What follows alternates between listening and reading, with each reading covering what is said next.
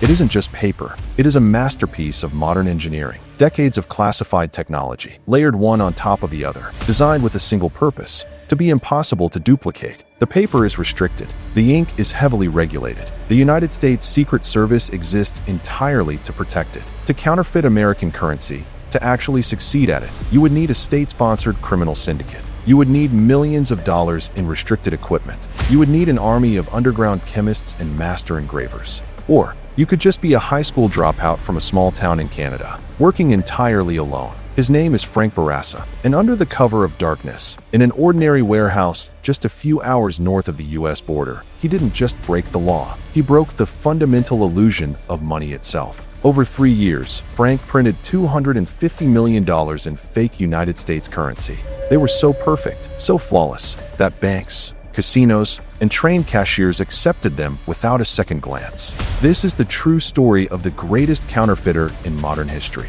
A man who outsmarted the United States government, exposed the fragility of the global economy, and when he was finally caught red-handed, negotiated a deal so unbelievable it makes the crime look entirely ordinary. In this video, we will look at the full story of Frank Bourassa, a high school dropout from Quebec who taught himself the science of currency printing, who sourced the same paper used by the United States government, who produced fake $100 bills so perfect that banks accepted them without question, and who, when finally caught, walked away with almost no punishment at all. But this story is bigger than one man with a printing press. It is a story about the fragility of money itself, about how the thing that runs the entire global economy is at its core just paper and ink and the collective agreement that it means something. Was Frank Bourassa a criminal? A genius? A man who understood something about money that the rest of us never considered? The answer is all three. This is Trois-Rivières, a quiet, freezing, working-class city in Quebec, Canada, a place of factories and small businesses. People here work hard for their money. Frank Bourassa didn't want to work hard. He wanted to work smart. Frank wasn't a prodigy. He wasn't a criminal mastermind bred for the underworld. He was a kid who found school unbearable and dropped out early. Throughout his 20s, he drifted. He worked as a mechanic, tried his hand at legitimate businesses. Nothing stuck. What finally clicked for Frank wasn't a job. It was the hustle. He realized early that society operates on assumed rules. If you wear a uniform, people believe you work there. If you hold a clipboard, people let you walk past security. Frank discovered he had a natural talent for finding the gap between what people believe is true and what is actually true. Through his 20s and 30s, Frank ran small-scale frauds. He stole car parts. He ran minor cons. He wasn't violent. He abhorred weapons. His weapon was his mind. His target was the system. But small-time scams only pay small-time money. And Frank was getting bored. Then one morning in the mid-2000s, stopped at a red light in his car. Frank had an idea so dangerously ambitious that a rational person would have dismissed it instantly.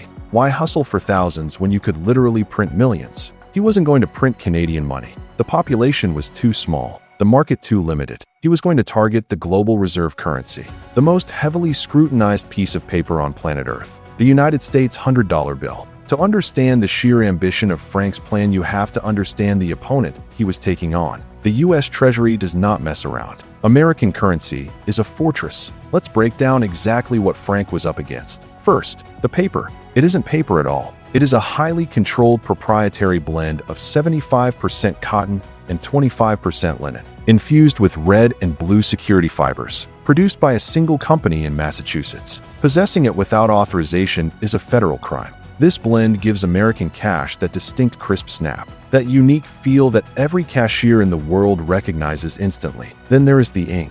The government uses highly classified, magnetically charged ink. If you try to print money on standard commercial paper with regular ink, a cashier's iodine pen will instantly turn black, exposing the fake in seconds. And that is just the baseline. You also have the color-shifting ink on the numeral 100. The microprinting embedded in Benjamin Franklin's collar, invisible to the naked eye. The security thread glowing pink under ultraviolet light. And the intaglio printing process, where ink is pressed into the paper with thousands of pounds of pressure, creating raised ridges you can feel with your fingernail. Run your finger across a genuine $100 bill right now. Feel that texture. That is what Frank Bourassa had to replicate perfectly. Most counterfeiters fail because they cut corners. They use bleached printer paper. They use inkjet printers. They fake one or two security features and hope nobody looks too closely. Frank Bourassa decided to do something nobody had done before. He was going to replicate every single layer of security. Every one. He became a ghost. He spent months isolated in his apartment, dissecting real $100 bills under magnification, reading deeply technical forms meant for commercial printers, studying the chemical makeup of industrial inks. He was methodical, patient, obsessive, but the biggest hurdle was the paper. You cannot fake the feel of U.S. currency. You have to have it. And since he couldn't exactly walk into the U.S. Treasury supplier and place an order, Frank had to find another way. He scoured the globe, searching for paper mills that could produce what he needed. He finally found one, a high-end commercial paper mill in Europe. And here is where Frank's greatest skill came into play. He didn't break in. He didn't use threats. He didn't hack their systems. He used the ultimate weapon, the con. Frank approached the mill as a legitimate businessman. He told them he represented a wealthy investment firm looking to print high and secure bonds. He gave them exact specifications, the exact cotton to linen ratio, the exact weight, the exact thickness. He even asked them to weave a security ribbon into the paper, claiming it was to prevent corporate espionage. The mill was happy to have a lucrative corporate client. They didn't ask questions. They produced the paper. They shipped it across the Atlantic to Canada. Frank Bourassa was now holding the holy grail of counterfeiting, the exact canvas used by the United States government to print its money. With the paper secured, Frank rented an isolated warehouse under a fake identity outside Montreal. He bought a second-hand Heidelberg offset printing press online. This is not a desktop printer. This is massive, complex industrial machinery that takes professionals years to master. Frank taught himself. For over a year, that warehouse was his entire world. He experimented with custom ink mixtures to pass the cashier's pen test. He painstakingly adjusted the plates to mimic the raised intaglio printing. He ruined thousands of test prints. If a bill was 99% perfect, Frank burned it. He needed 100%. He slept in the warehouse some nights. He ate takeaway food alone under fluorescent lights. He spoke to almost nobody. The work consumed everything. Finally, around 2008, he had it. A product he believed was utterly flawless. But believing something in a dark warehouse and testing it in the real world are two very different things. The first field test was terrifying. Frank walked into a local store. He grabbed a small item. He handed the cashier one of his manufactured $100 bills. Time seemed to stop. The cashier took it, looked at it briefly, put it in the drawer, and handed Frank his change. He walked out onto the street, heart pounding, hands shaking. The bill had passed. He tried again. Different location, different bill. Same result. He took his bills to casinos, to currency exchange bureaus, finally to banks. He deposited his fakes directly into the hands of trained bank tellers. Not a single alarm was raised. Frank went back to his warehouse, fired up the Heidelberg press, and didn't stop.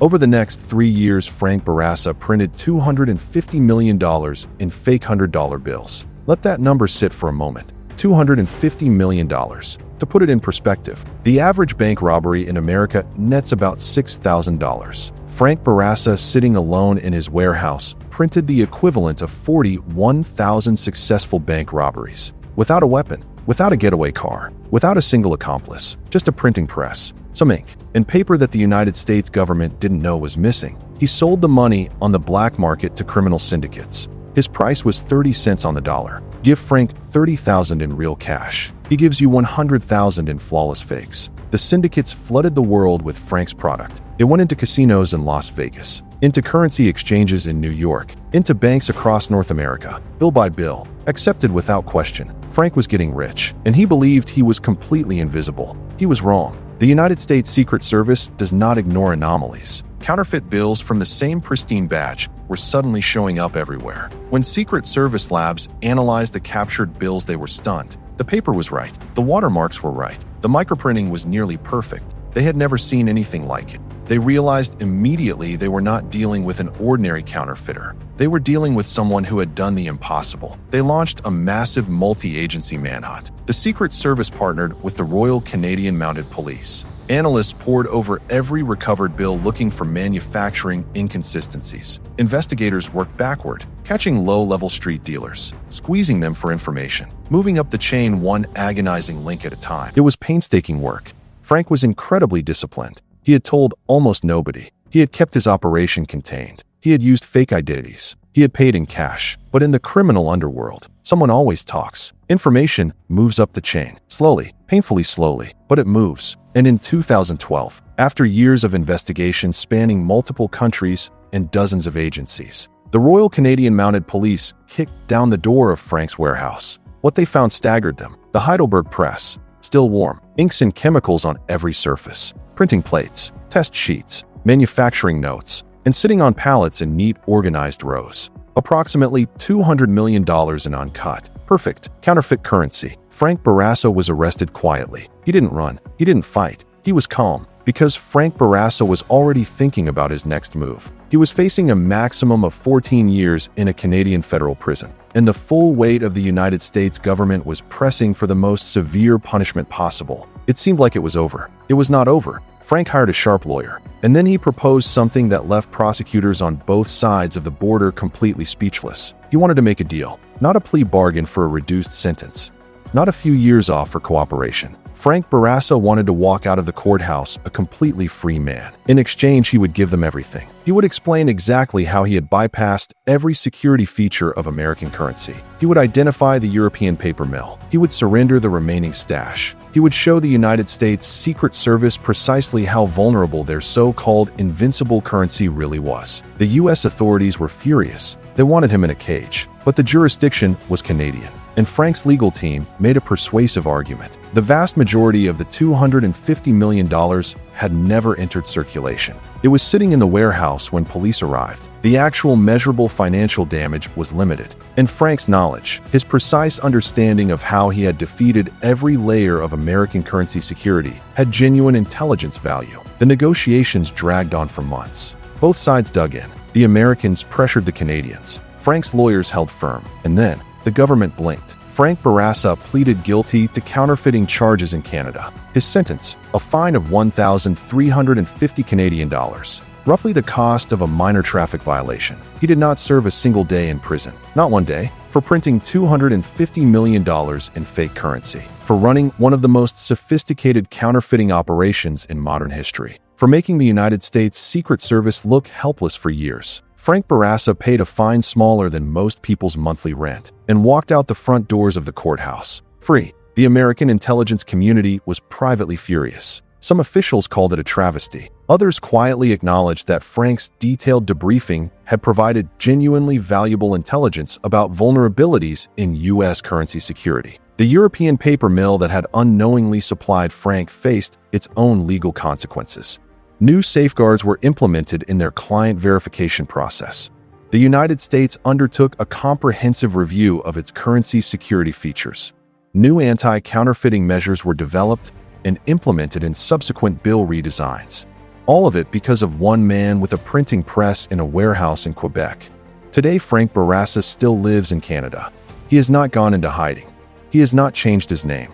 He has not moved to a remote location. He gives interviews. He appears on podcasts. He consults with corporations on security vulnerabilities, teaching them how to protect themselves from people exactly like him. He wrote about his experience. He speaks openly about what he did and how he did it. In every interview, Frank returns to the same point, the same idea that sits at the center of everything he did. Money is an illusion. A $100 bill is just cotton, linen, and ink. It has absolutely zero inherent value. It only works because billions of people wake up every morning and collectively agree to believe that it means something. Frank didn't hack a bank. He didn't use a weapon. He didn't threaten anyone. He just created pieces of paper that looked trustworthy enough for the entire system to accept. He weaponized collective belief. And here is the detail that will stay with you. While the Secret Service recovered the vast majority of Frank's bills, a significant number slipped through. They circulated for years, into cash registers, into ATMs, into bank vaults, into wallets. They bought groceries. They paid for meals.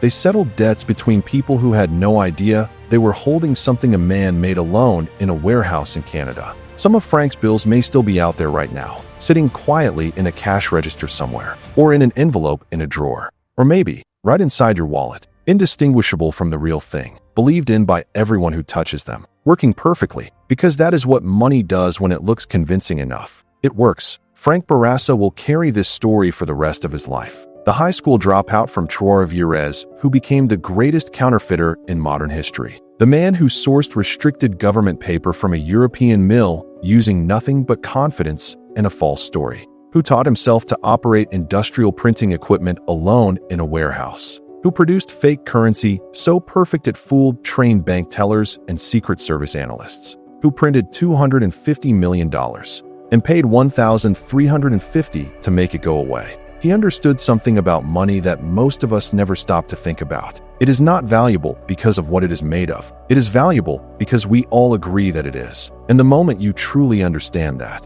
the whole system looks a little different. The question that stays with you long after this story ends is this: if one man in a cold warehouse in Canada could print $250 million of reality, how many other things do we trust every single day just because they look convincing enough? And would we even want to know the answer?